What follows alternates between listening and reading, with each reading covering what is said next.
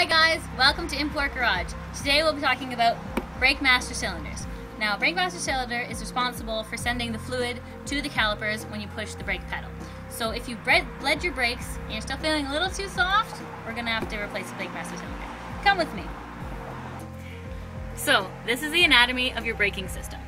This large black piece here is the braking booster. This large piece here is the reservoir that the brake fluid goes into. This steel part here is the actual brake master cylinder, and these are the brake lines.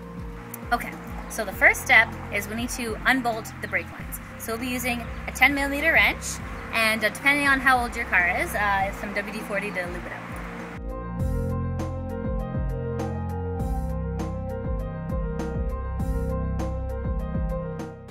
Alright, so next step, we need to unbolt the brake master cylinder from the brake booster.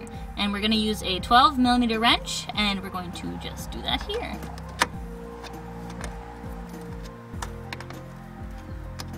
Next, what we're going to do is we're going to actually remove the brake master cylinder. So just jiggle the brake lines to make sure that they're out of their sockets. We're going to lift off the reservoir cap. There we go. And gently wiggle it off. Make sure not to bend the brake lines because they're important. Here it is. Don't drink that. Okay, so we have our brand new brake master cylinder, and I put it in a vise, and we are now going to bench bleed it. The reason why we bench bleed it before it goes in is so that there's no air in the lines when we install the brake master cylinder. So, out of the box, you should have these two little nubbies and hoses. If you don't have the nubs, company's being cheap. Anyways, so we install the nubs with the hoses and put the hoses inside the reservoir. We'll fill up the reservoir with the brake fluid, and then now we have to actuate the piston. So to actuate the piston, you use something with a blunt edge. This actually just has this is from a socket set, so just something, you don't want to break it, so something flat. Okay, so we insert, and we just gently actuate the pistons until all the air is removed from the line. Now we're ready to install. Okay, so we have a brand new brake master cylinder. We're ready to install back into the engine bay. As you can see, I put some RTV sealant on here. You don't have to do that if you have your own gasket, but mine broke.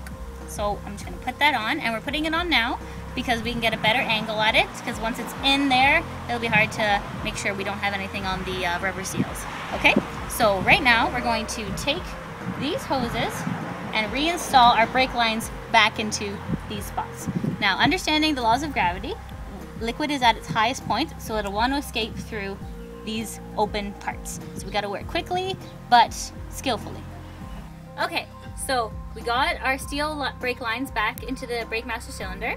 So now we're gonna tighten up again using the 10mm wrench. That's nice and tight. All right. Now we're going to bolt the brake master cylinder onto the brake booster using a 12mm socket.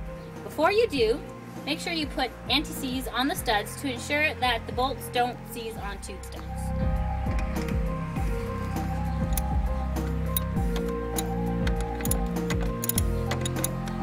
Okay, so next we have to lift the car up in order to take off the tires to bleed the brakes.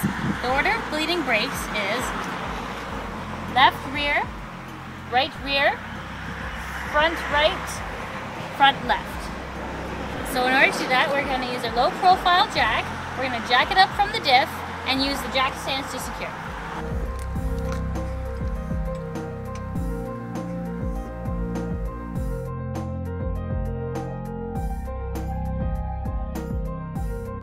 Okay, now that we have the car jacked up, we're going to use our 21mm lug wrench to remove the lug nuts. 21mm is standard for Toyotas, so it might be different for your car.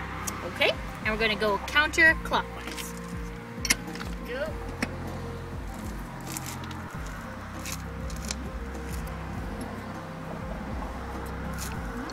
Oh, there's our little acorn.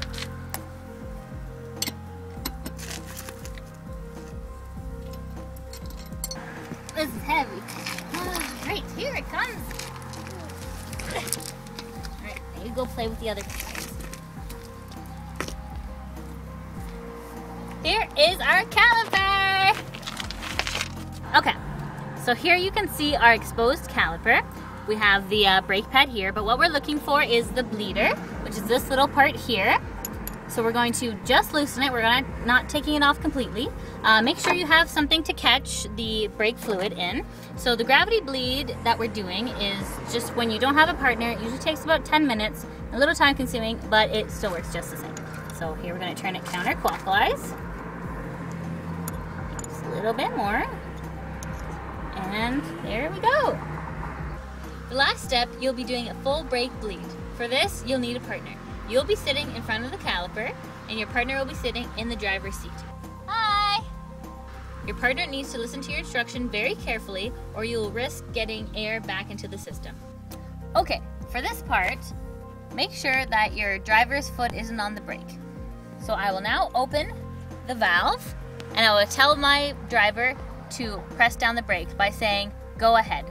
Go ahead!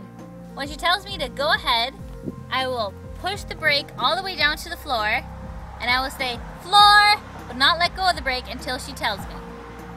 Once she's yelled floor, I will close the valve and yell let off. Let off! When she tells me let off, I will let off and wait for her instruction.